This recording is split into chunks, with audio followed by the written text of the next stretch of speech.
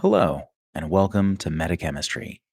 This is episode 93, and we have just come back hot off the heels of Salt Lake Showdown, or SLS, and are here to kind of talk about our games from this past weekend. So we're about a day after the event, so hopefully everything should be fresh. We should remember most things, ideally. And yeah, that's what we're going to be talking about tonight is how we did, how the games were, you know, thoughts that we might have had, lessons learned, all that good stuff. But before we get started, we'd like to say thank you to Mo Games, sponsor of Metachemistry. Mo Games is an online supplier where you can get all of your Infinity at, and as part of their sponsorship of the show, anyone who's a patron of any level gets a 10% discount code at that storefront at mo-games.com. And whether you're a patron or not, you get entered in to a $40 coupon code raffle each month if you're a member of our Discord. So feel free to jump on for that. We'd love to have you there. Because what's better than games? Mo Games. And so for this episode, we have Azoka, Ian, and myself. So first off, I want to say welcome back, Azoka. Glad to have you. Hello, I'm happy to be here. Yeah, there's been other life things getting in the way of the fun stuff, but glad How it that always you're here happens, for this. right? Right? Unfortunately. Yes, I am glad to be back. Salt Lake Showdown was amazing. Yeah, it was a really good time. Certainly enjoyed it. It was, like I said, just this past weekend as of recording, which was June 21st through 23rd. And yeah, it was a great time. Alan and the gang always put on a great event. So thank you guys so much for that. We're happy to come, and hopefully things work out where we can make it next year as well. It'd be great. But normally, we'd kind of talk about our last week or so in gaming, but I think that that's kind of what the whole episode is going to be about today. So we're just gonna kind of dive on in. All right, and so just to kick things off with this series, Azoka, why don't you start? Let's start with what you were playing and how you did overall, and then we can kind of dive into round one. Yeah, I played Onyx, and I posted the lists over there in our little tournaments tab on Discord. So if you want to see them, they're there. Nothing crazy fancy. I guess by typical standards, it is crazy fancy, but it was very fun to play. I took 4th at the event, so not bad, but not still chasing a full number 1 winner. But I'll take 4th. It was pretty good. I played a lot of tags this weekend. Yeah. Both lists had a tag in them. Granted, they're small tags, so I don't really know if you want to call that playing a lot of tags or not. It's just like playing beefed up heavy infantry. But having structure and 3 wounds is pretty good. Yeah, pretty solid for sure. So for first round, we played Supremacy. That's right? Yeah, that was the opening game.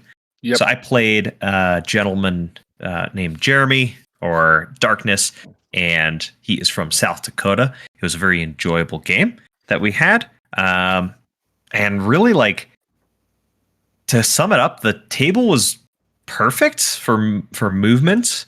There was plenty of lines of fire, so it was a solid, comfortable table to play on. And I played the first list that I posted, which has like a McRep and the tags with super jump, and then a little bit of hacking and whatnot. And I don't know why, but it just really, really managed to be enough. Though what Jeremy was playing was White Banner, and he was playing this sort of like KG deployables White Banner. So he was just dropping a whole bunch of like repeaters for hacking or mines to deter, my approach. But unfortunately, mines only do so well versus tags, because I'll just take the wound and heal it up or not really care. But he was missing sort of like a big weapon to punch with. I opened up the fight with an HMG on the McRep into I think it's like a Zanshi, a line trooper with a missile launcher. I just opened up with that and managed to bring it down in the first order. Burst 5 is a hell of a jog. And after that, I jumped around on the buildings with the super jumpy boys and controlled some zones because they're real big. And that was it. Got the points. Yeah. Got the points. I got 9 points because it's really hard to control 3 zones in your first turn. Totally. Yeah. Yeah, I feel that. But yeah, what about you, Ian? What were you on? How did things... how did you end up in placings, and what was your first round like? Yeah, it was pretty solid. Still doing the Varuna thing. Blah. So excited. It's so exciting. There were 4 Varuna at the event. Yeah, it was 4 wild. Varuna. It was Varuna great. the event. And wasn't it like 3 in the top 10? No. 2. It wasn't 3 in the top 10. 2. It was 2. Yeah, it was Ian and King Butt. Yeah. Yeah, so like 3 in the top 15. The Varuna thing happened again. Thank you guys. I'm just over the moon about these guys. Anyway, up until like the actual weekend of the event, I was like the only person that was signed up as Varuna, and then 3 more people popped up that, you know, through faction changes or declaring their faction or whatever. It's fine. Anyway, went on to... I had 2 lists. I ran my Orc Core limited insertion list. We'll get into that a little bit later. But I did run pretty much a brand new list. I only ran 1 time prior to the event. And it was kind of a little bit off the wall. We'll get the details of this posted up in the Discord. But it was essentially 2 Harrises, one with a Kamal Sniper, one with an Orc Feuerbach, and then a little bit of support here and there, and Maximus. Because I said, why not? Yeah. Seems like fun. I don't know if he does anything, but I'm going to throw him out there. Anyway, I ran it for 4 of the missions, and those are the 4 missions I won. And ended up putting me in at 6th place overall, so I improved my standing from last year, where I was 7th by 1. So that was pretty good. As far as the first mission in Supremacy, I'm going to have to preface this a little bit. So, Colorado brought so many players that 3 of my 5 games were against Colorado players. We saturated the standings. Yeah, it was 14 joking, of the 42, 43? Yeah, 42, and yeah, I think we had 14 of them. We actually had more players from Colorado than there were from Utah. It was kind of wild. By a little bit, yeah. So I was joking we that had to represent. They had to pair us against each other to keep our standings down, so that even if Colorado won, Colorado lost. And we still did really well. And then we still did really well. So anyway, first round in Supremacy, I ended up playing Josh Nordstrom, and he brought his Toha. And we end up kind of playing each other regularly, both locally and at major tournaments. Kind of funny how that works. I usually end up playing him every Krug. So it was kind of neat to play him at Showdown if I had to play a Colorado guy. Just kind of like I play Azoka at every Showdown. So it's kind of a back and forth there. But table was pretty decent, pretty even. And the game was just a lot of back and forth. It was...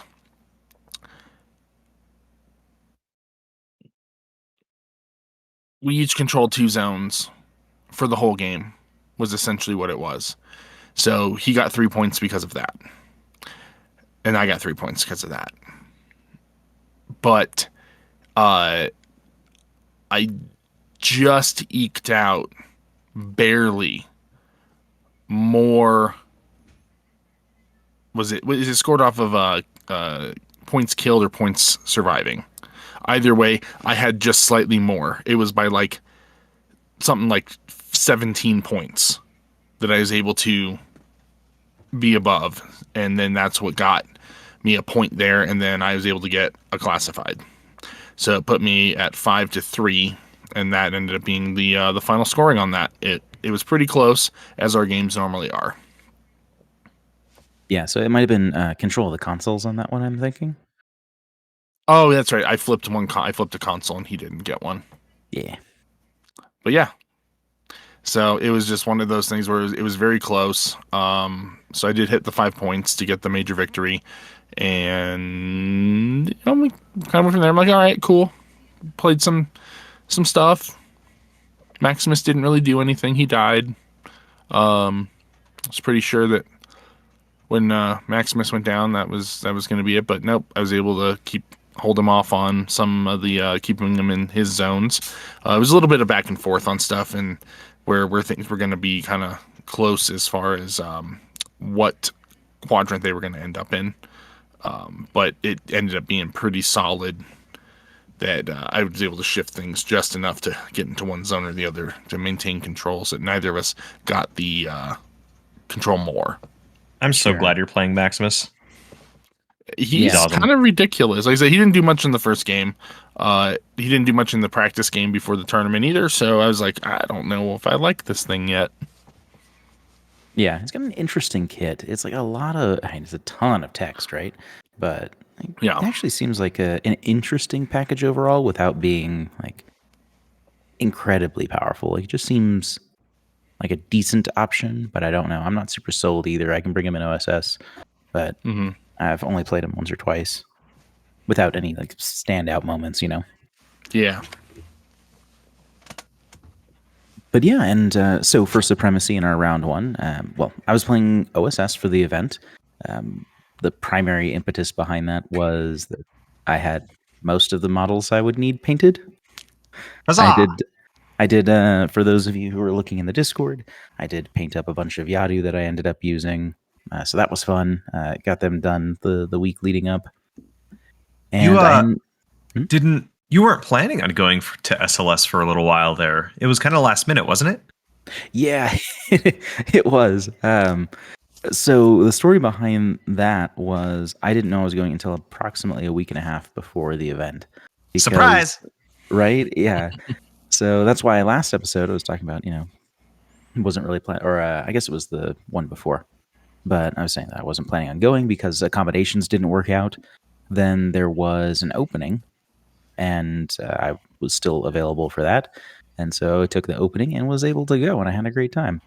I ended up placing 5th overall, so we all got those 3 spots right next to each other. We got 4th, 5th, and 6th place, so that was kind of fun. And for my OSS, this first mission was Supremacy. I played one of our locals as well, Randy, also known as Emaus Cuerda, and he's on Svallerheim for the event. And for that one, I was bringing my 2 lists. I had a Yadu core list, and I had a Marut Dakini core list. Something you'd more generally expect from OSS. And then, of course, the Yadu. So this one was, I played the Marut. As I was looking at the zones, I'm like, all right, I can really lock things down with a Marut.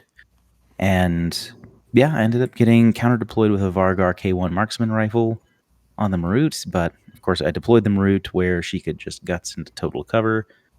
And so it did take a wound, but there wasn't a whole lot of effectual activity on his first turn when he was going first. And he ended up being really pinned down by the QAZ creature. So it was around a lot of his stuff that he would activate, like the Fusilier core and the Karhu Harris. And yeah, so I think that kind of made things really difficult. And so I think he was pretty heavily pinned down at first. So I was able to take more zones for rounds 1 and 2, and I got 2 consoles. No, I was able to get 3 consoles, I believe, and things just were not really winning engagements, or they were getting eaten by the QAZ creature, and it ended up putting him into retreat before I took the 3rd turn for that. So something you always have to keep in mind, right? Like, you can't just shoot everything. At least not in most missions. Are kind of wild. Yeah, it's one of those things where I feel like QAZ creatures tend to either be trivial or near backbreaking. Like you either have an answer to it and it's nothing.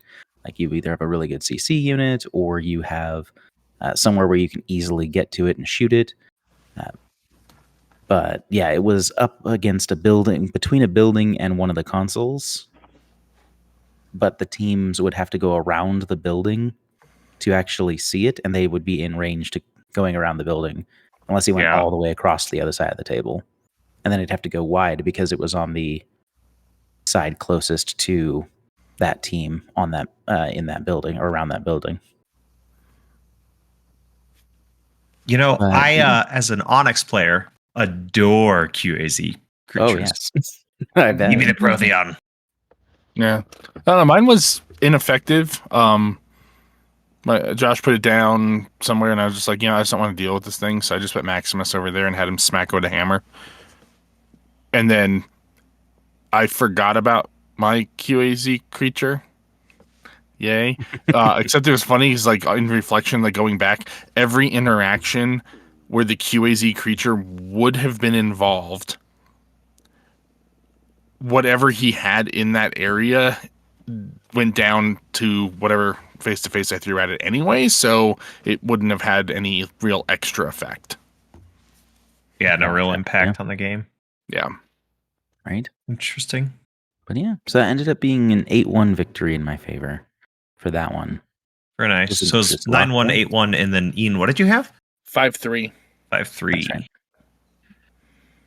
Yeah. So a round of majors to start. Sounds like everyone was off on the right foot.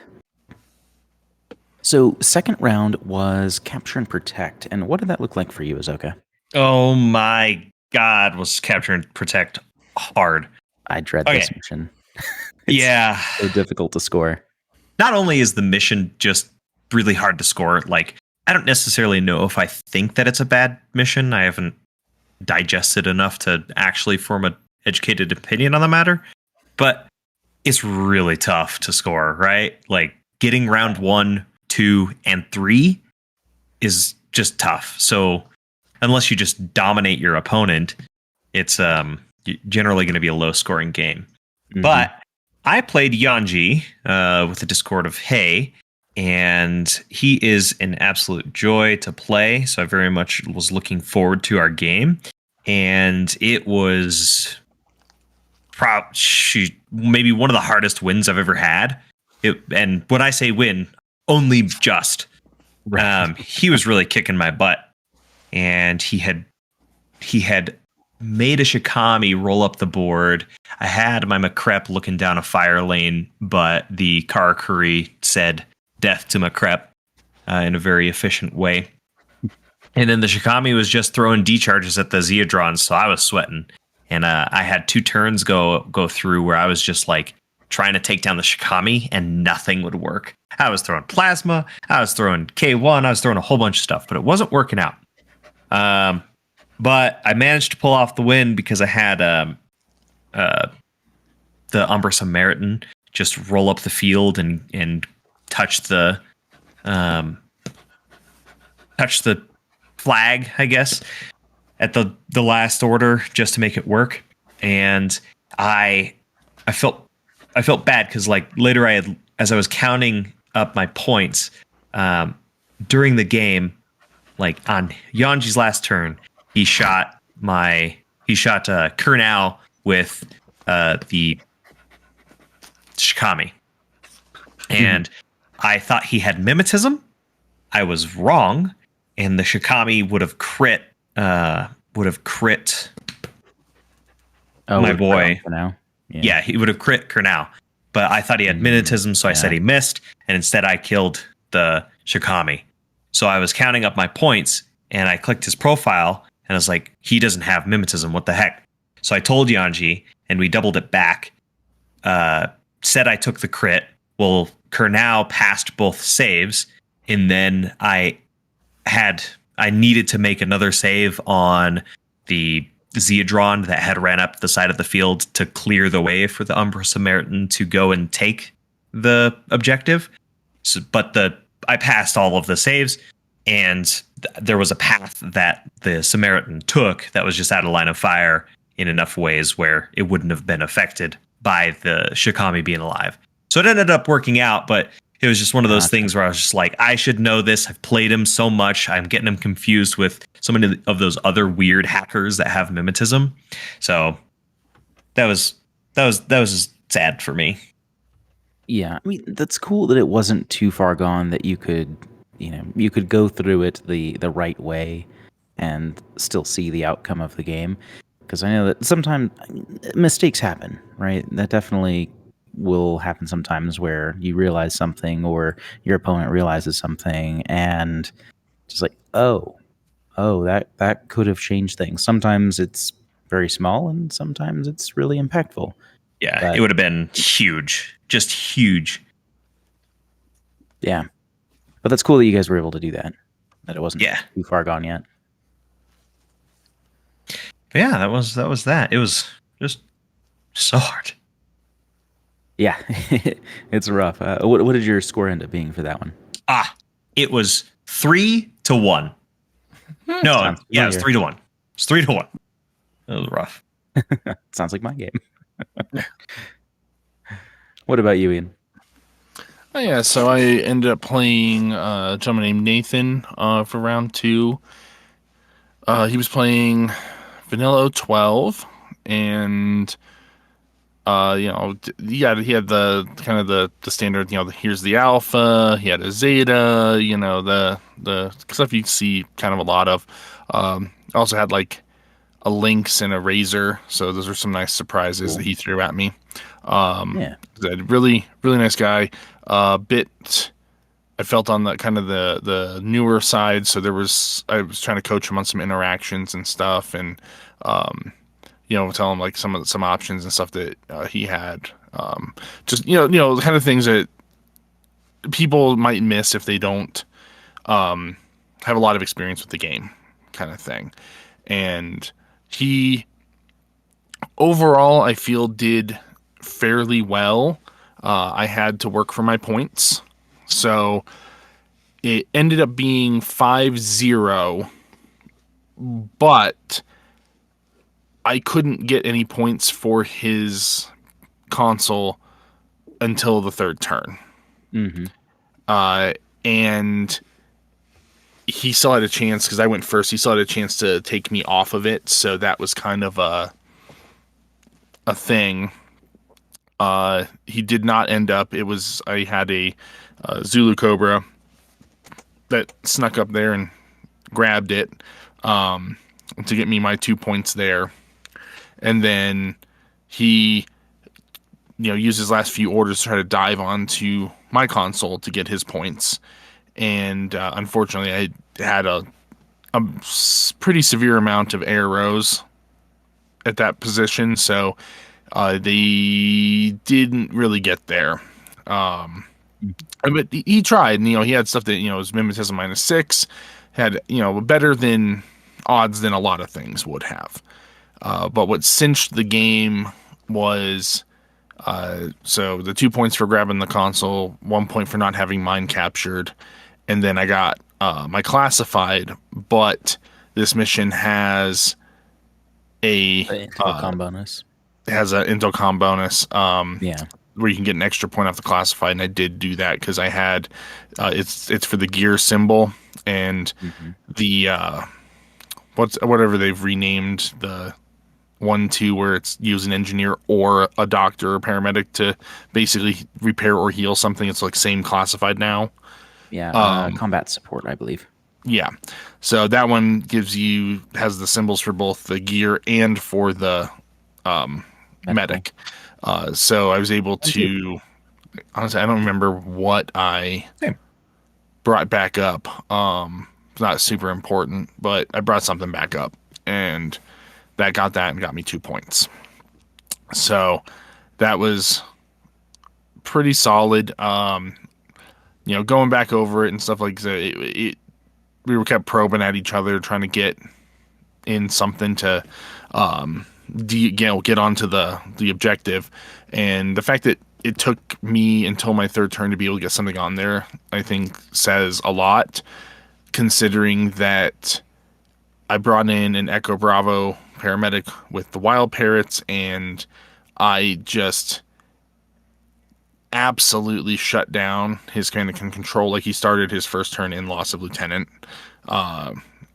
Because between the wild parrot and Maximus, I shredded the alpha and blue coat and the Zeta tag. So just that whole flank of all of his, kind of tough stuffer and his lieutenant were gone, but he still had enough to, and played it well to hold me back from being able to get onto the objective earlier. So I think that speaks well to, his efforts and how he was analyzing the board and stuff. So it was a solid game.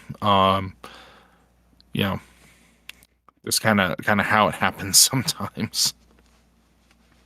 Yeah, well, that's the thing, right? It's just such a hard mission to score because you have to be, you have to get the objective from the edge of your opponent's deployment zone. And obviously, because your opponent knows that this has to be where you go, it's That's really where they easy put to their build stuff. a lot of defenses. Yeah. Yeah. Like, mine layers are really great for that. Oh, yeah. Hackers are great for that. MSV ARO pieces are great for that. Like, there's just so much stuff you have to deal with, and that's kind of where I was at on my game. So I played Brian, or known on the ITS bracket as Brygon Jin, and he was also playing JSA.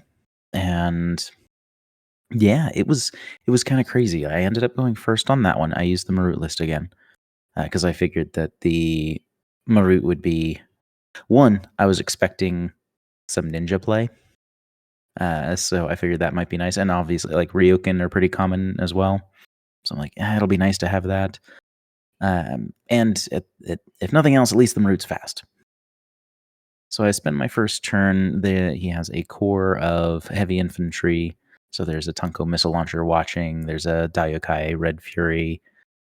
There's a Ryukin heavy rocket launcher, and there's a lot of stuff around that area. And then there's also a Karakuri Harris with Yuriko. And so I start running the Marut out, and I keep hitting a lot of these heavy infantry and only putting like a wound on them before they fall back. So I was getting a little worried because I wasn't actually like putting stuff down for the most part, other than like the Ryukin went down, and I think I picked off a Domaru and a Karakuri. And maybe one other thing.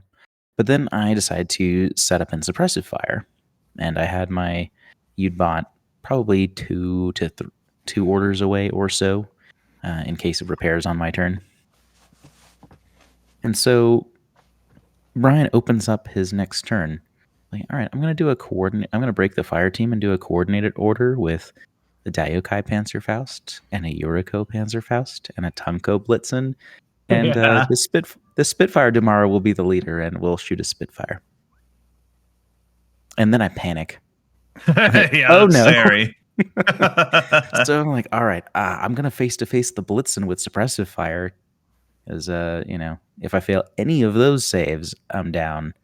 But I at least have to, I get more rolls out of the other ones. So I hit but don't damage the Tunko, I believe. Oh no, that was the undamaged one. So I put a wound on the Tunko.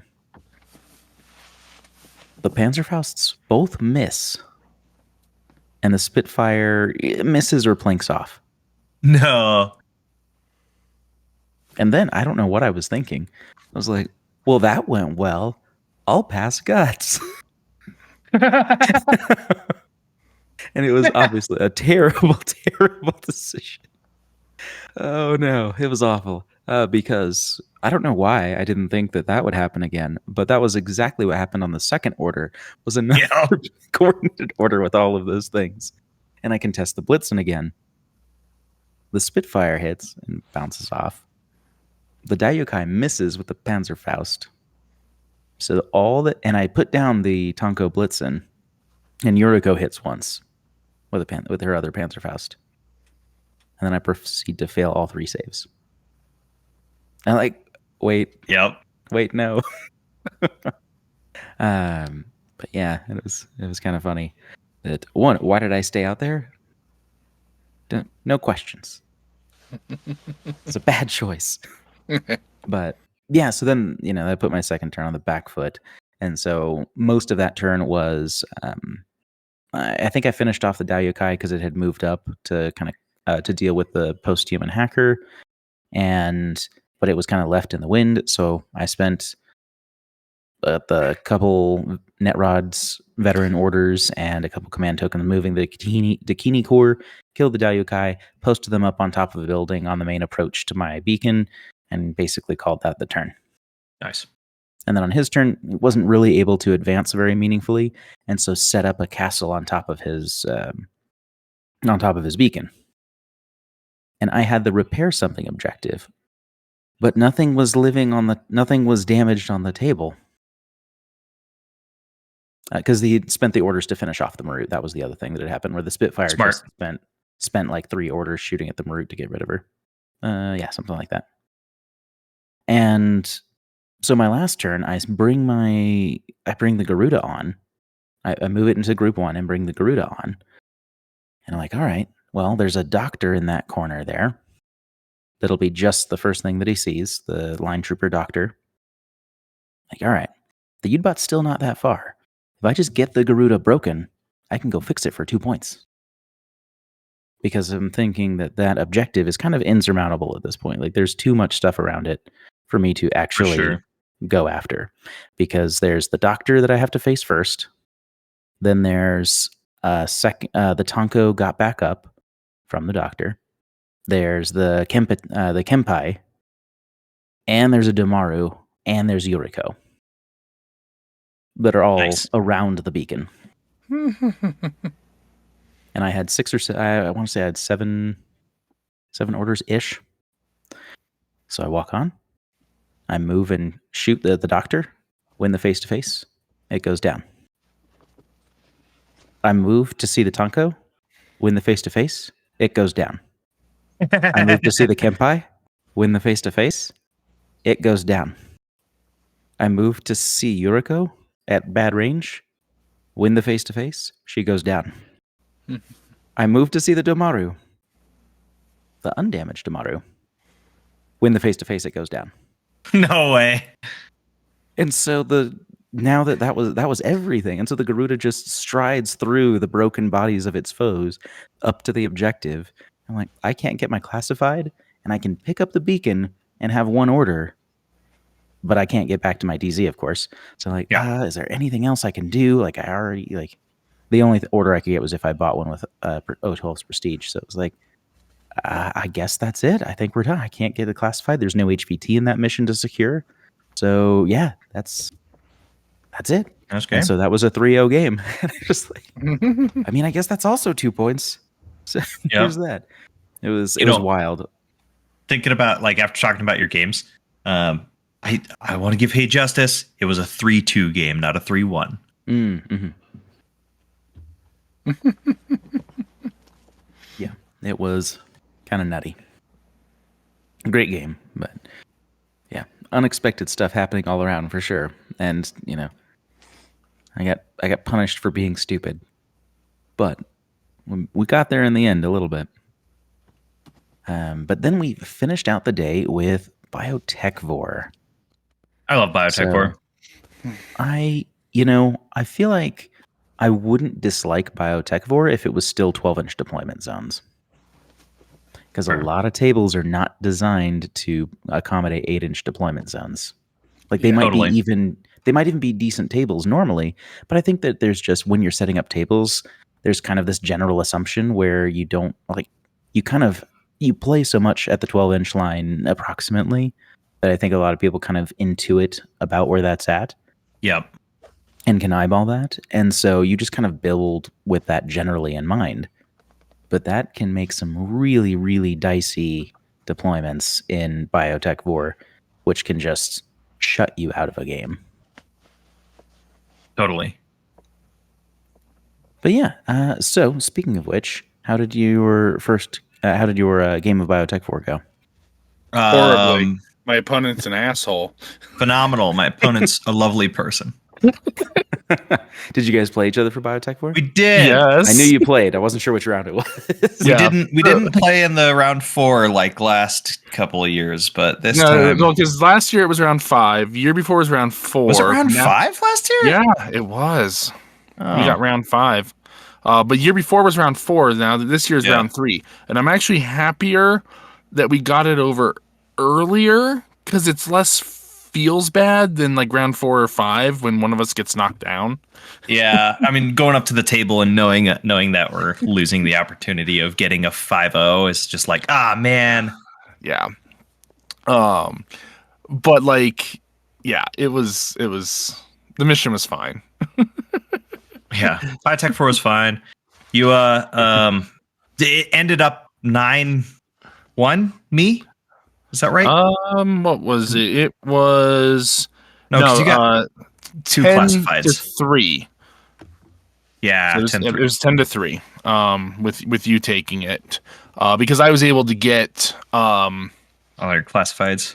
yeah, and I still had some points left in the alive.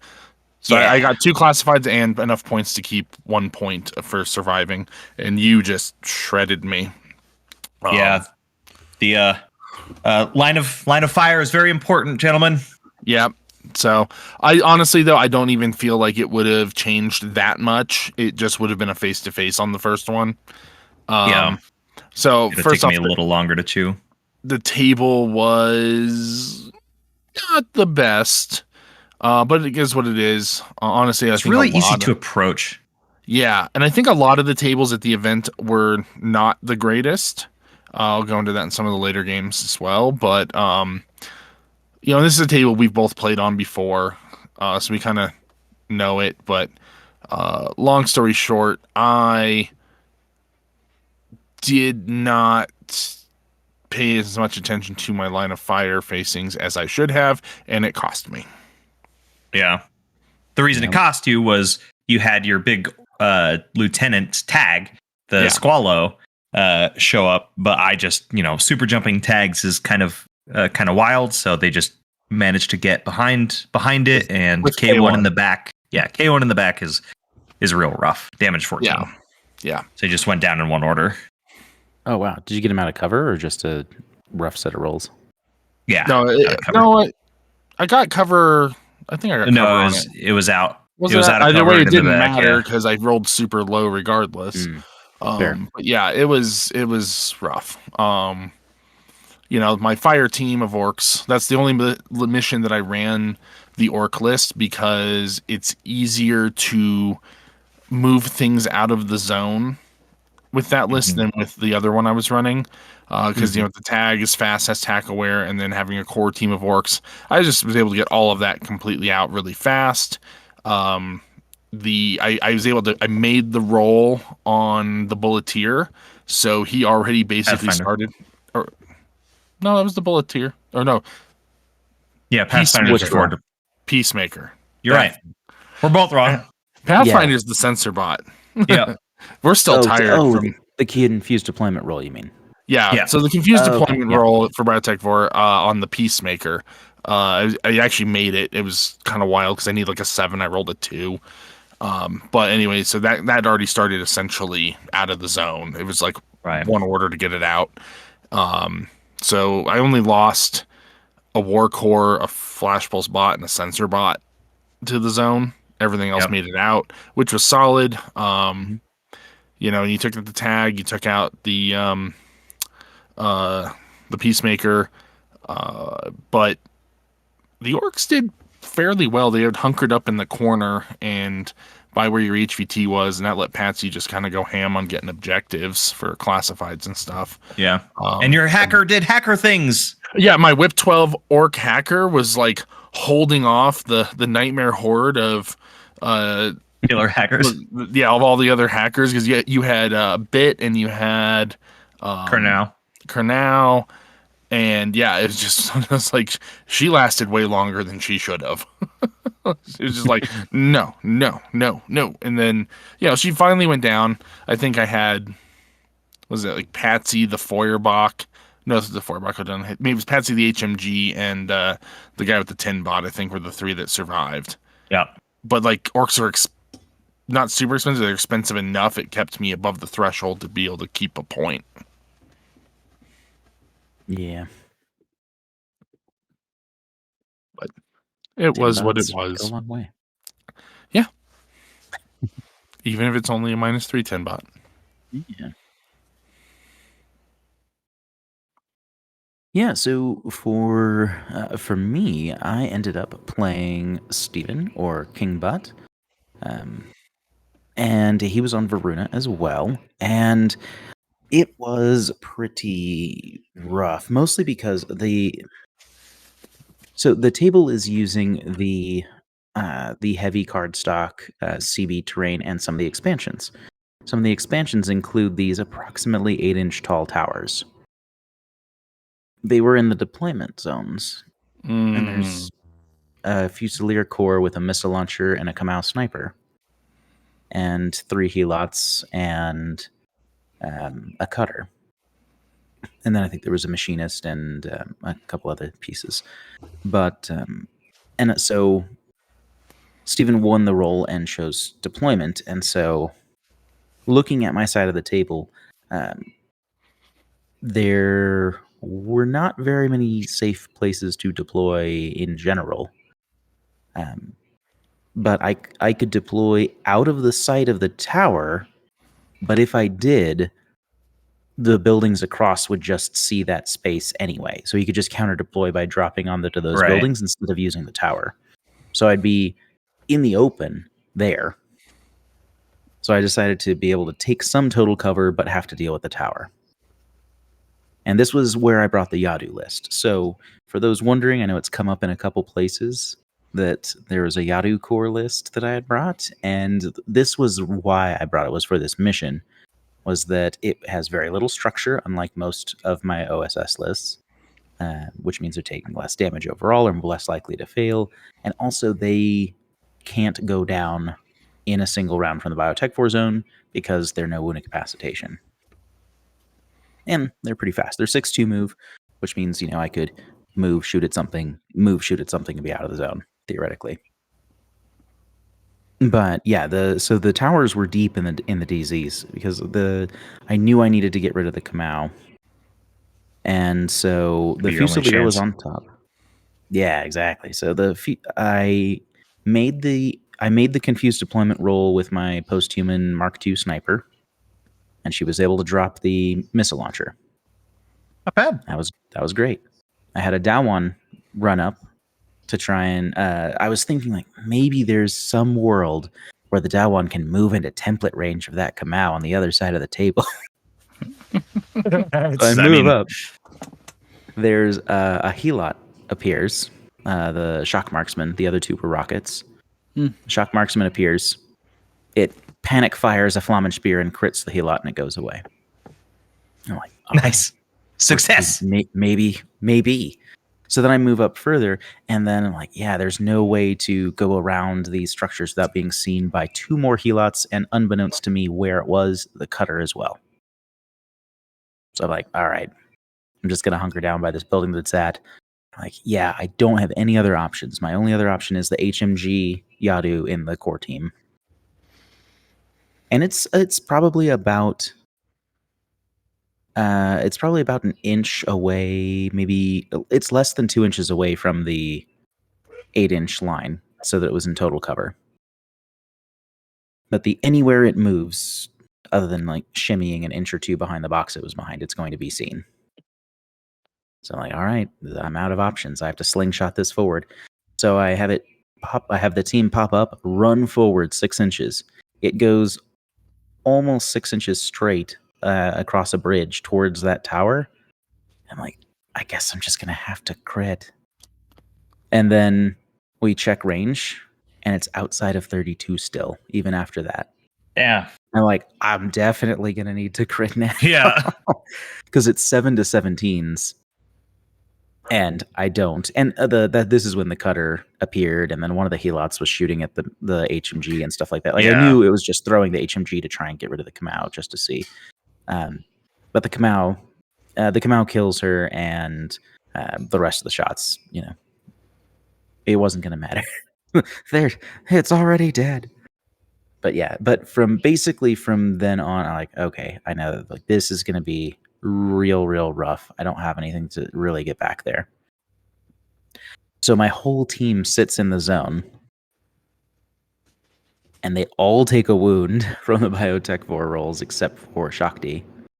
And then on his turn, this is what kind of kept me like from being shut out of the game immediately, is that he spends his turn, he's starting to move forward, he wants to deal with the Dawan. So he moves the cutter up just past the side of the building, but probably around 10 inches away, so that he doesn't have to deal with me getting into CC or templates or what have you. And so I dodge. And I pass the dodge, and it's got a 4-inch dodge move. So it jumps through the doorway into the building outside of where the cutter can see it. He then moves the Fusilier core a couple of orders so that they're down out of the tower and behind the first building in front of it. And then he can see it with a combi rifle to shoot at it. It dodges and goes right back to where it was in front of the cutter. The cutter shoots. It dodges back in front of the Fusilier. The Fusilier shoots. It dodges back. For 7 orders. That's crazy. It dodges these bullets. It's dodging on a 16 too, right? Yeah, they dodge on 16s. And it was just it was kind of nutty because it was rolling in the 10 to 14 range for most of those. Yeah. So it was really hard to contest. It was near crit levels for some of those.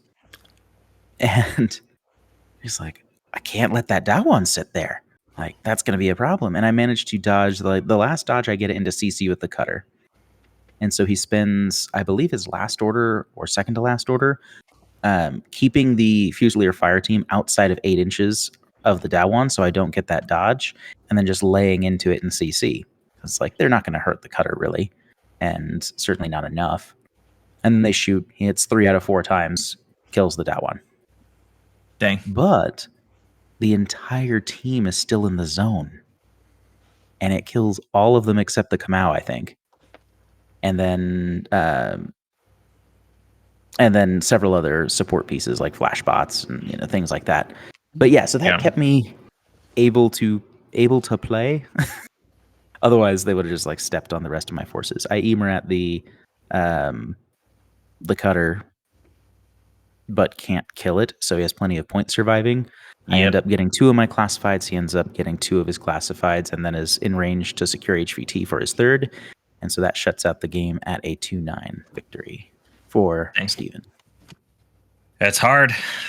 Yeah, very hard, especially when you're getting stared at by these really hard AROs and you have an HMG and they have a sniper rifle. The problem with that table is not so much that there's sniper towers in the deployment, it's just that there's no shadows. Right. Yeah, the all of that terrain is small. Enough. Yeah, the other buildings aren't tall enough comparatively. And I think it was straight on, wasn't it? Because the buildings were all Tetris blocks, I guess, versus being diagonal. They were squared instead of diagonal, yeah. Yeah, so it was I can't, even if the tower weren't there, there were plenty of spots where it would be hard to even advance from an 8-inch deployment zone out into the midfield. So it was a squeeze. But yeah, it was a crazy game. I think Steven and I had a good time still, even though it felt like it was almost a shutout. That Dawan was the hero we needed that day. Yeah. So that at least, it wasn't an uncontested victory. But, right. Yeah. That's awesome. So it ended up being 2-9, but it was good. It was good. And that was the end of day 1 at Salt Lake Showdown. And then we started the next day with Firefight. So another very killy mission. Yes. So what did that look like for you, Azoka? Murder, lots of murder. So I got the joy of playing Michael Klein. I don't know his Discord or his handle. It's DTJ something. Yeah. DTJ. Junkie. Yeah, I was close. Anyways, that sounds right. He's a great player. I've played him plenty of times before. He got me when I went down to Rio Grande Retribution. He was the only one seeding me from the victory down there. But this game, so he's playing Toha. The game ends in a landslide of me getting 1 point and him getting, I think, either all 10 or 9. He scored very, very high. But the major issue that I had was I deployed my lieutenant in a very easily pickable spot. I think deployment lost me that game 100%, right? So I deployed my Nexus Lieutenant, which is the other list that I was playing, up on like a barricade of some sort, but there was a little walkway that you can just walk up and then shoot down into the barricade. So naturally, I got hit once and that was enough to take him down. But because he deployed a Greif operator just up there, and I was so worried about Jan Star like getting into CC, and I was so worried about Toha Farrowware that I was just like overthinking, and I just completely overlooked the fact that he could have deployed Jan Star just like up on there and just shoot me, and it would have been easy for him. I just was locked in my head about Toha nonsense. But the other difficult thing about that is attacking Toha is so difficult. He had the Farrowware diplomatic delegate character or whatever. Kind of like positions. Yep. Yeah. Whichever one messes me up.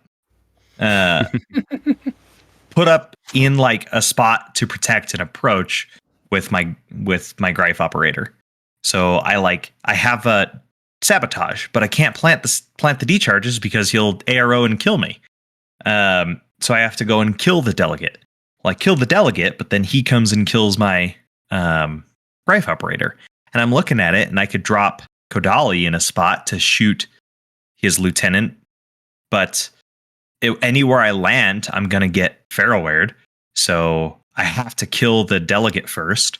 So it was so hard to approach and attack because of the Farrowware. Sure. And then in addition, the total immune armor 9 crazy nonsense. The simians, Yeah. I did drop Kodali, and I did somehow put 2 wounds onto his lieutenant, but his lieutenant also has regen, and it succeeded. So there you have it. And at that point, Kodali was nowhere in a point where she could really do anything. She killed some MIM6 hidden deployment character that came up and tried to fight her, but then she died to a sniper. So it didn't end up working out in the end, but I was close. And then, that was that. Fair enough. Yeah, Takil are pretty gross. What was the final score? I don't know exactly what the final score was, but I think it was like 10-1. Oof. Oh, yeah. Oof. Mike is incredibly good. He's very good. Yeah, Mike was playing top table, I believe. He was. He played against Rob Paul. Yeah. Yep. Looks like he got 3rd. 10-1. Oh, yeah. 10 for our game, but that game was 10-1. Yeah. Yep. Yeah, and Ian, how about you? What was your firefight game like? So I ended up playing Doug. He's from Wyoming. He came out to the Krug last year, and we played there. And I think he did incredibly well in our game. The score does not reflect that, but it was an incredibly close game. And I'm just to kind of lay it out. When we played last year, he was playing O12, I was playing Foreign Company, and I just ran him over. And he's a really good guy. He took it well, asked some questions, and I feel like over the past almost year that he's really like kind of focused in and up to his game, because he was playing US, a faction that I am intimately familiar with, and I know exactly how to take it apart. And he did incredibly well. The game was super close, even if the final score of 8-2 does not reflect that. Essentially, what it was is that we go down and firefight. I know he's likely to have Van Zant, which if he did, so I've deployed most of my back line facing my board edges. So, he does have Van Zant. He brings Van Zant in. Van Zant gets some really lucky shots and takes out my Bulleteer through the MIM6. And trades with one of my machinists and goes into dogged and kills the machinist, but he's out of orders, so he drops dead. So I was able to mitigate a lot of what Van Zam was going to do, but I mean, he still took out a couple of key pieces for me. Yeah. He had his fire team with 2 grunt snipers up on a tower with a doctor and a couple of regular grunts, one of which has to be his lieutenant, because I'm looking at him, I'm like, yes, it's the only models on here that have lieutenant option profiles. So I know what I got to go kill. Yep. But it's one of these things I'm having to kind of, so I don't take 2 linked snipers, I'm having to maneuver around and slice the pie so I can kind of get one at a time. I don't really drop them. I'm just causing them to go prone through failed guts rolls. So, and then the one I did drop, he has the dock right there, brings it right back up. So I'm like, okay, this is going to kind of suck a little bit. He's also got the Unknown Ranger with a couple of Marauders. And, it's like, this is solid stuff. Okay. Like I said, I'm not worried because I know how to deal with it, but the exchanges are going back and forth and he's doing pretty good. So that was kind of cool to see. But then, this is the game where Maximus decided that he was just going to do the thing. So he, manages to get up on top of one of the buildings, and there's some walkways that go kind of across the board and over to where the tower that his fire team is on. And I get up there, and so like he had already had to hide the Unknown Ranger because he had gotten flash pulsed, and he brought out Marauder heavy rocket launcher and like took a crit from Maximus's Panzerfaust and just exploded. So like this is where it started to turn for him. And I get up there and I'm coming across. I'm able to get into the Unknown Ranger's back arc and just shredded him. So, all right, his key gunfighter is down. One of his snipers finally goes down, and I'm just kind of going, and I'm like, bam, bam, bam. And I'm just knocking out this fire team. And there's only like 2 of them left. And I run out of orders. I'm like, okay, that's fine. He comes back at me. He had a Maverick with a AP Spitfire. It shreds Maximus. And I'm like, okay. And it took a couple of rounds of firing because he's plinking him off. But like he put enough orders into it and got enough going that he's able to drop Maximus. I'm like, okay, that's unfortunate. But it is what it is. I'm thinking at that point, because he dropped Maximus, I'm thinking it's gonna flip the surviving points the other direction for see who kills more points kind of thing. And so at this point I'm like, okay, well, I can either deal with this bike that's sitting here that's going to be an issue and try to get one of my engineers up there to like bring Maximus up. And I'm looking at it like, okay, this is gonna be like a long range shot. It's gonna be this. Okay, I don't know if this is really gonna be worth it.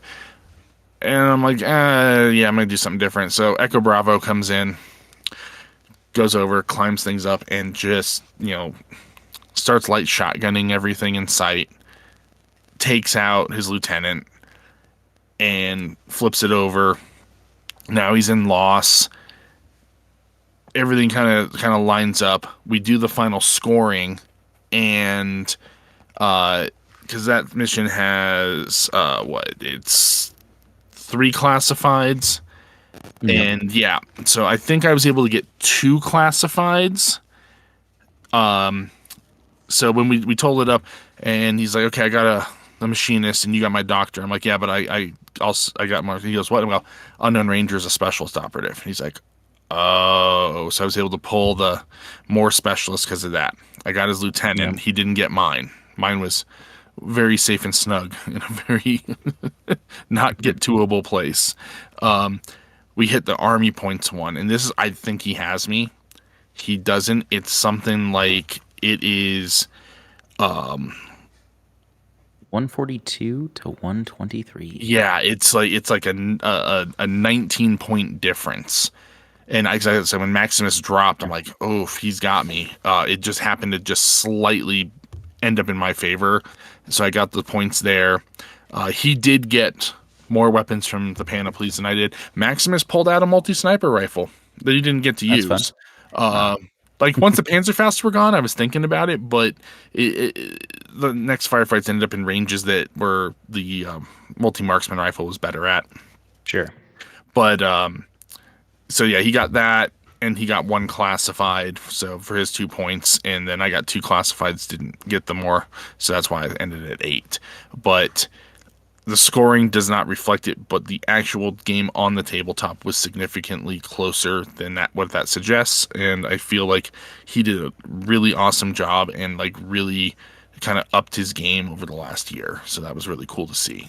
That's awesome. Yeah, I've played Doug before, and yeah, he's definitely a fun guy. I enjoyed playing with him. But yeah, my round 4 of Firefight was with Randy or Villastreka, and this was the other one I ended up using my Yadu list on. I was originally intending on using the Marut list because I have a Garuda there and being able to take advantage of the airborne deployment benefits are nice. But when he announced Tunguska, I was thinking I should probably not play the list where all but one model is hackable. So I switched to my Yadu list. And it ended up working out because the Tunguska list was much less hacking heavy than I anticipated, because that's how I often play Tunguska. But it was an interesting, like, gunned up core with like the Securitate medic and lieutenant, a rounder Red Fury, a Grenzer sniper, a Kulak a heavy rocket launcher, and then there was a full cadre of puppets and a couple bounty hunter bikers and a Krieger and 1 or 2 other elements. And Mary Problems was the only hacker in the list, which she is a good one, to be sure. But I was expecting a couple potentially. So yeah, so I ended up playing with that, and he went first, and I managed to. It was a pretty decent setup where I was able to deploy and see lanes kind of more diagonally across the table, but not straight across the table, which kept me safe from the Grenzer on my turn, or on his turn. And I had my post-human sniper kind of going across one way, and my heavy rocket launcher Yadu going across the other way, but neither of them were visible to the Grenzer sniper without it traveling a pretty significant distance. And yeah, that ended up being really difficult. The puppets ended up having to cross a gap from the rocket launcher, and after a couple orders of that, they actually survived the first pair of rockets. But the second pair of rockets ended up getting them as they were trying to get rid of the post-human sniper. But the sniper stayed up, and so that was kind of pinning some things down. And so it was kind of difficult to approach my position. And then on my turn, I was able to move up the Yadu core, get the HMG within range, and basically have effectively a 5 dice to 2 against the Grenzer, which I guess the Grenzer was 1 more pip of ballistic skill effectively, but just weight of dice was enough to bring down the Grenzer, and that opened things up for me pretty significantly. And yeah, it was a lot of kind of brawling in the midfield, which was kind of interesting. There were a pair of Lunicods, which I love to see. Lunicods are super cool, but I feel like they're kind of overshadowed. But one of them picked up Mim 6 from the panoply. Like, oh no. But yeah, it started running around and getting ready to shotgun some of the Yadu and things like that. But they managed to hold off long enough. It couldn't quite get within 8 inches easily. So I was able to knock it out and knock Mary unconscious. But the Securitate paramedic leans over a rooftop 15 inches away and fires a shot and brings her back up. So then Mary's up again, so I have to get Shakti to go have a hacking battle with her, which by the time it was my turn, I have a fairly significant advantage just by dice comparatively. And end up putting her down again. But yeah, I'm able to get my classifieds. And I know he got 2 of his classifieds, which was really good. And the game basically ended with the Yadu Corps climbing the 6-inch building in the deployment zone and walking around the corner to find the Securitate lieutenant and giving him the pistol shots to try and close out the game. But yeah, it was kind of crazy, just because there was a lot of tense gunfights that could have gone either way. But yeah, Randy was a blast to play. I'm glad we got a chance to go through that. He's a friend of Jaeger who I played last year. We were joking about maybe we'll play Capture and Protect again this year too, but we didn't end up crossing paths this time. But yeah, Randy was great to play against, and I ended up taking that one 10-2 and jumping up from that one there before closing out the day. Nice. So yeah, it was a good one.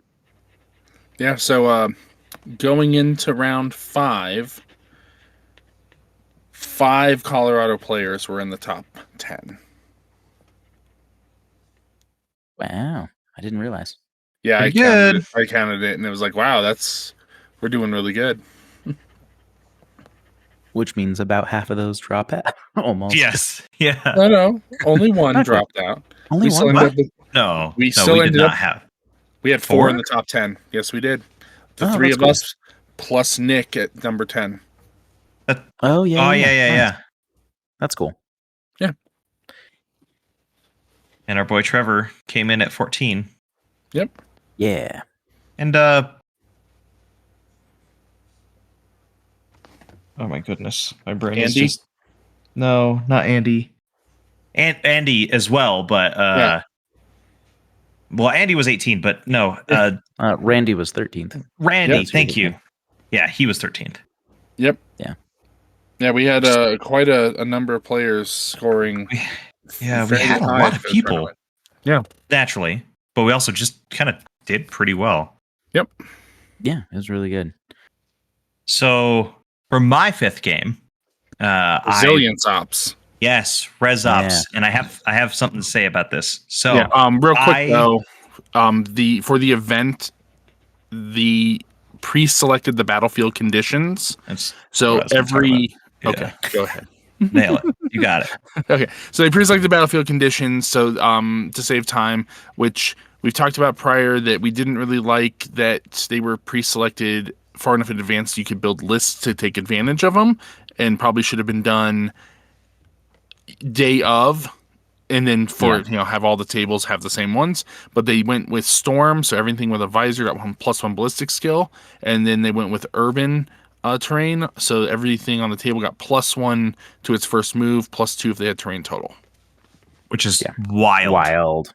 It's so crazy. And on one hand, that's pretty cool and that's pretty fun. So, kind of tagging on what you're saying is that I when I saw Res Ops, I'm like, this is awesome.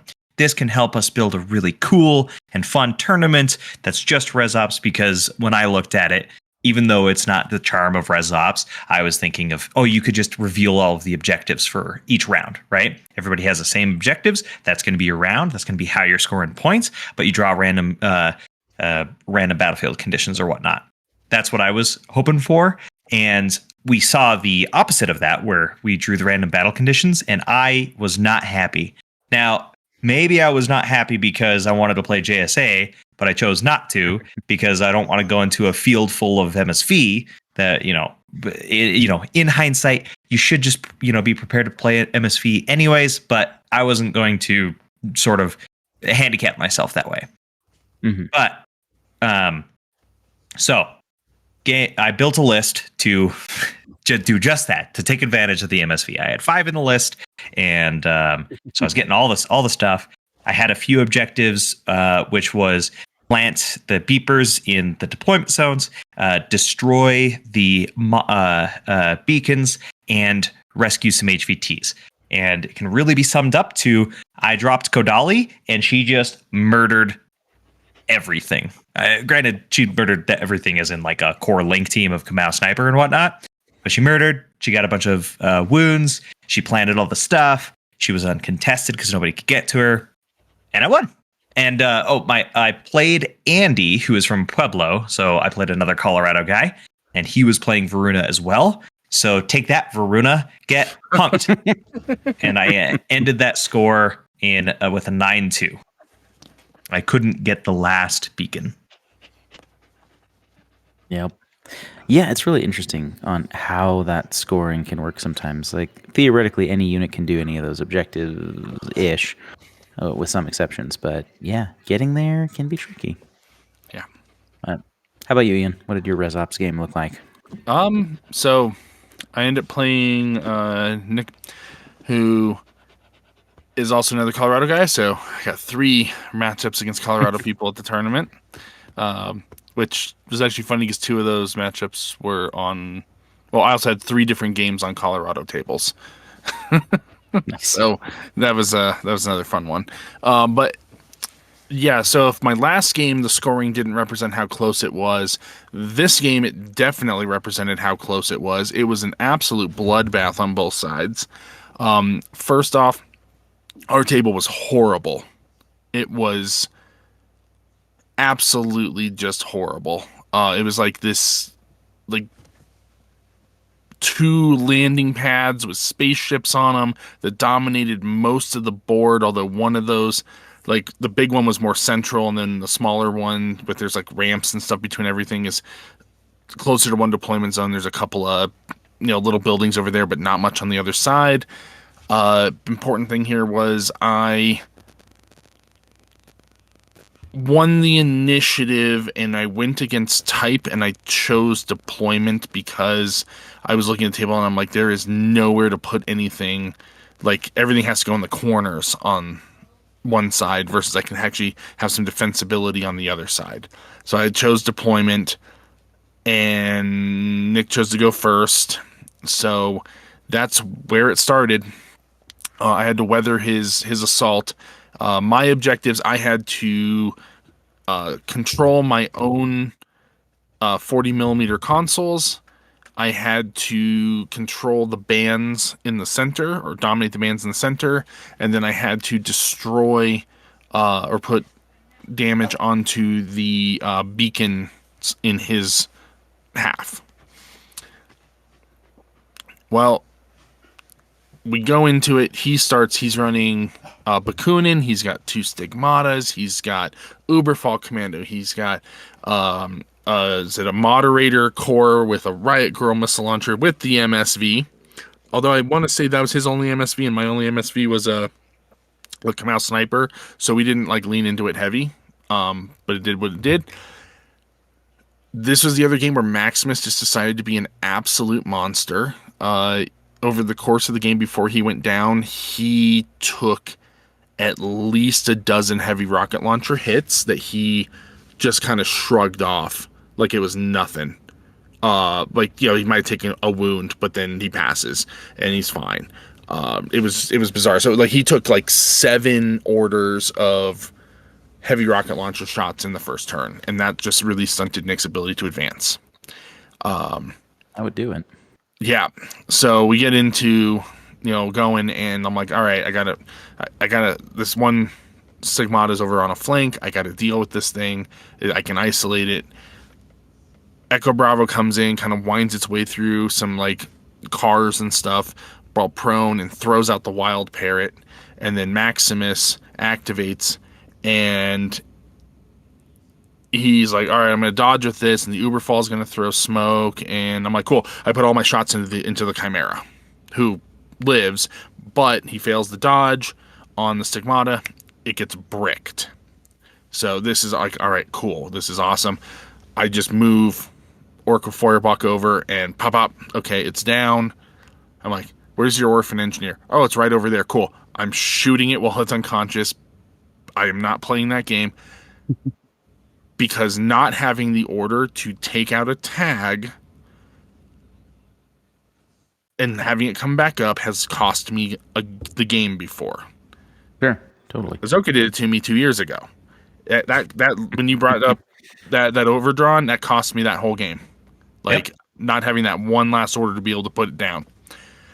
So I'm like, nope, I can't risk it. Put it down. Echo Bravo gets a bead, takes down the Chimera, so the Uber Faller not an issue. I'm like, okay, cool. This is gonna kind of work. You know, we dance back and forth a little bit. I'm starting to take some hits. I need to get points. Maximus goes barreling onto that second pad in the center of the table. He takes arrows from all sides. And I'm like, can I see the beacon? He's like, yep. I'm like, cool. Pop a couple of DA rounds from the multi-marksman rifle, and I put 2 points on it. And I'm like, cool. Maximus survives everything, but he does get hacked and gets isolated. That's fine. It is what it is. Other Stigmata comes up, starts pounding into him again. He finally goes down. He took so many hits before he went down. And now that Stigmata's coming after my Orc with Feuerbach, Orc with Feuerbach takes out the Stigmata. So he's got both of them. And now it's like, okay, so we gotta do some stuff. He's bringing up that missile launcher, and I'm like, okay, crap. Because just the way the range bands are working, with his MSV and then with the core bonuses and all that, like he's able to outshoot me by about 3 points. And so I'm like, I'm trying to judge what I'm going to be doing. It's like, okay, so I'm like, I want on him to spend orders. I try to grab some objectives, you get some stuff on some points on some things. Doesn't do a whole lot. It is what it is. He goes and it swings, and like the Orc takes some hits and he's fine, and then he suddenly takes like 2 missiles and just explodes. And I'm like, crap. Then he like brings that team around, and I can't do anything to this team. And that missile launcher is active turn, just blowing through all of my guys. And he's to move up, trying to get some different things. That's his third turn. I enter my third turn. I'm in retreat. I have 32 points on the table. It's a Fusilier who happens to be the lieutenant, but it doesn't matter at this point because I'm in retreat. And I have Bipandra. And I have 1 command token. So I have 2 irregular orders and 1 command token. And he's taken me off of my objectives, but there's 1 I can get, but I'm going to take shots. It's just how many shots am I going to take? So I spend an order. She moves up out of line of sight. I try to dodge, get her underneath, dodge her prone underneath this thing so I can rush in on the objective. I fail the dodge. I'm like, crap, okay. Flip the order. Flip the command token, use the Fusilier's order, turn it regular, spend on Bipandra. She crawls underneath. I have to be prone because we were looking at it, and it is 2 of the moderators are going to see me if I crawl prone. But if I don't, 3 of them will. And it's long enough away with everything that, like, he's going to need 5s to hit me, but it's still 4 to 6 shots. So I crawl up, okay, he's got 4 he's going to declare. I have to debate, am I going to walk it in and take 6 shots unopposed to hope I survive and be on this objective? Or am I going to risk a dodge and not be able to touch it? Sure. I was like, crap. So I throw the die, I dodge, I roll a 5. He needs a 5. He doesn't crit. Bipandra slides into the objective. Very last order of the game. Gets me the point. We start tallying it up. He has 3 points for killing my stuff because he killed so much of my stuff that he got the full 3 points from that card. I've got 2 points from damaging the beacon, and Bipandra gets me 1 more point for controlling an objective, bringing it to a tie game. But I got points off of 2 cards instead of 1, so that flips it over to me getting the bonus, getting that last point to bring it up to a win. It was nice. Super tight, and he only had it was 90 points of stuff left too, so it was a complete bloodbath. We just shredded each other. But it ended up being 4-3 with almost nothing left, pulling a win in retreat with the very last order. Nice. Yeah, it's pretty sweet. Yeah, I finished out the game playing in Res Ups, of course, against Truxio or Pete, and he was on Torchlight. And as soon as that was announced, I knew that there was going to be a Prime in my immediate future. Surprise, there was. Now, this was kind of the list where I expected to run the Marut because she has both the cool things in this mission, for she is MSV2 and Terrain Total, which is a wild combination for that tag to be effective BS1684 move. Oof. Super cool. And the objectives that I ended up keeping were kill lieutenants, sit on my objective markers, and king the hill, or control the center 8-inch of the board. I lose the initiative roll. I'm looking at the table. Oh. It's fairly open. Basically, like if you're like size 1, you're pretty good on this table. If you're size 2, things start to get dicey. Because there's a lot of sight lines that can go over top of things. Now, it's not like everything will see you. If you're size 2, like tall stuff will still see you. In several portions of the board. So I deploy again where the Marut's my reserve, of course, along with post-humans, and I deploy her in a spot where I can see across essentially what are the tallest buildings. None of the buildings are taller than a tag. I think one building had like a cargo crate on it that would have been taller, but that's largely it. So I deploy her there where she can fail guts behind a cargo crate to get out of sight of most things, but he goes first.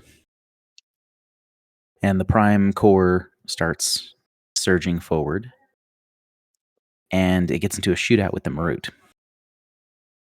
The Prime, throughout the entire game, did not lose a single active turn face-to-face roll. And stack -3, baby. And it never failed to get never failed to get fewer than 3 hits in those rolls. It was painful. So, because it's waylaying into the Marut, and the one thing that kind of has a chance of stymieing the Prime is that it doesn't have AP, and it's damage 16. It has +1 damage on its HMG, which is pretty relevant, but it has a harder time punching through armor than other more dedicated pieces would. But, this thing's like tailor-made to slap Dakini across the table, so I tried to deploy fairly conservatively with them. Still knocks out 1 or 2 of those, and then just pumps enough orders to put the Marut unconscious. And I had failed the guts to like kind of go behind the crate, but there's enough sight lanes where it can move just across the building it was already on to still get sight again. And so, yeah, ended up putting down the Marut, and then I think I had 1 more order left, if I recall, to put another volley into her. But it's only enough to get her to unconscious level 2 overall. So then my turn starts, and I'm in loss of lieutenant because the Marut, and I have poor risk assessment. And I have the post-human order be pick up the Marut. She gets there, yeah. But now that the Prime is in the open, or no, but actually no, maybe it was still in cover by that point. That might have been later in the game. But essentially, I then spend a little bit of time to. I spend a command token or 2, plus I have the net rods so I've got a couple of orders to play with. So I send the post-human. This was the Mark II hacker boarding shotgun, because the Prime went on top of this building to go fight the Marut, and the rest of the fire team is lined up behind it. And it's a killer hacker, wave rider, a Vidok multi-sniper, a rover tin bot, and a Hellblazer shotgun. So I move my camo marker across, and I know one of the guys that Pete plays pretty regularly plays OSS, and he was like, he already knew what was coming. He made that he was pretty clear already. They're like, yeah, I'm like, yeah, if you know OSS, there's no surprises. So I move up. I was like, yeah, we're gonna hold. I'm like, cool. I'm gonna reveal, and I'm going to template down the line, and that should be enough to get everybody, I think. And we check the template, and sure enough, enough for all 4 of them. He says, all right, gonna go big. I'm going to double shock SMG into the post-human with the front guy. And the rest are going to hold so I can keep the team. Like, all right. Let's do it. So then he shoots. And he hits once, and she passes her save. And then she fails guts and rolls behind some staircases that were in between them. But she's still like within 2 inches of the closest model, which was the Wave Rider that shot at her. The Wave Rider dies. The Vidok dies. The Hellblazer and the Rover both suffer a wound. At this point, the Marut peeks around the crate that she was hiding behind and knocks the Prime unconscious. It still took like 2 orders, I think, even when I forget if at that point he was in the open or not, but knocks down the Prime. And then I feel like, all right, there's not much else I can do. I move a couple of the Dakini around. I break the team because there's not much they're going to do. So I kind of like move them to cover some short ranges, and that's my turn. There's a paramedic Kappa that moves up, picks up the Prime. The Prime puts a couple orders into the Marut, puts down the Marut, but he can't do that first because the hacker's right there. So he moves the Moonraker around to shotgun my posthuman, and I end up some combination of dodging mostly because I know it's either hitting on 11s or firing templates because of the MIM6 counteracting the bonus. It took 4 orders to put down the posthuman hacker, which left me, in a position where the Prime couldn't just shoot the Marut forever, thankfully. But the Marut knocks out the Prime knocks out the Marut again. And luckily, I did not nominate her as the lieutenant. I nominated the engineer posthuman because I knew she was going to get shot. Learned your lesson. Yeah, exactly. And that was kind of the name of the game. Like rounds 1 and 2, it was like, your big MSV piece goes down. And then my turn, I pick up my big MSV piece and put yours down. Your turn, you pick up your big MSV piece and I put yours down. So they were in a duel of the fates for a while. But yeah, basically I was able, on the third turn, I was able to get the Marut out and like start like actually flying across the board and doing stuff because I had orders again. I even had my first TAC-aware order that game, 3rd round. So that was sweet. But yeah, so then I was able to fly across. I knew which masked unit at that point was the Raven Eye by that point. I dropped the Garuda and I run it over to one of my objectives. I had a flashbot move over to one objective, like far on a flank, earlier in the game. The Marut goes over, kills some models along the way, some of the support elements that were still around, and misses the Raven Eye when it was splitting burst.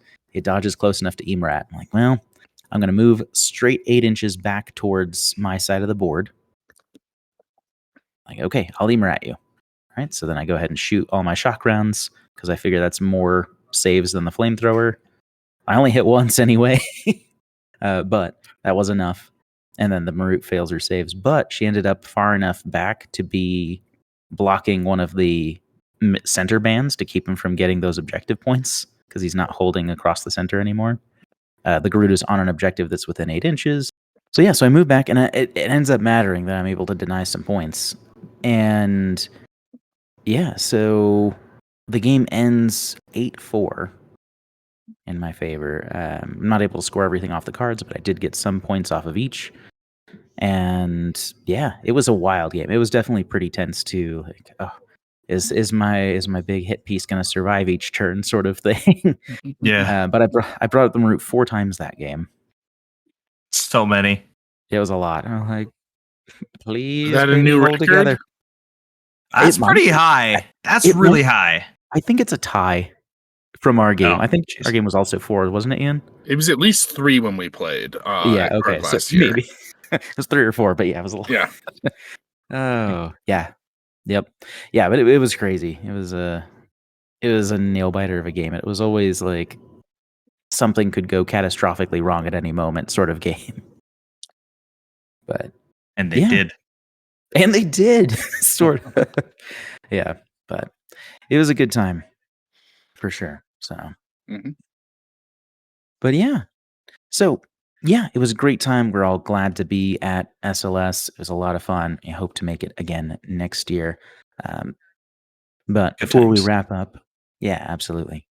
But before we wrap up, I just want to give a shout to our patrons, which you can find us on patreon.com/metachemistry if you're interested in financially supporting the show. If that's something you're willing and able to do, check us out. We can give some benefits as a show of gratitude for those of you who are able to make that happen. Things like early access to episodes. There's some private Discord channels on our server and things like that. Some last say on polls and all that kind of good stuff. And yeah, everything that we get from Patreon goes back into the show so that we can keep doing this. And if you're not able to do that, we'd still love to have you on our Discord. So if you're looking for more places to talk Infinity, it's a good place to be. There's some great painters.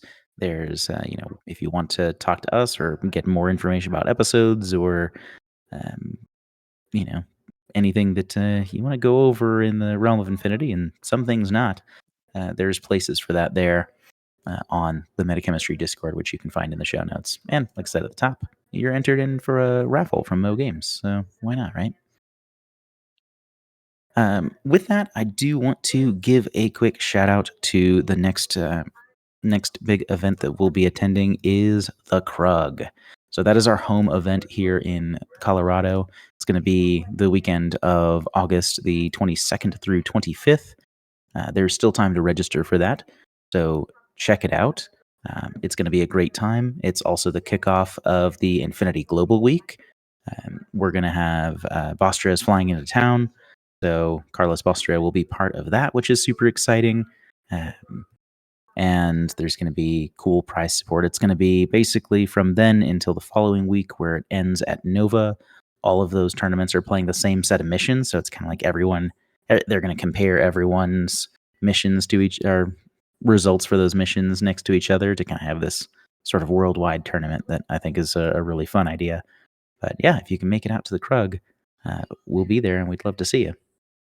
Thanks so much for listening in. And if you have other questions or topics you want to talk about as far as your games went, feel free to let us know. We'd love to hear from you. And with that, on behalf of Metachemistry, I've been Devin. Azoka. And Ian. And that's the meta.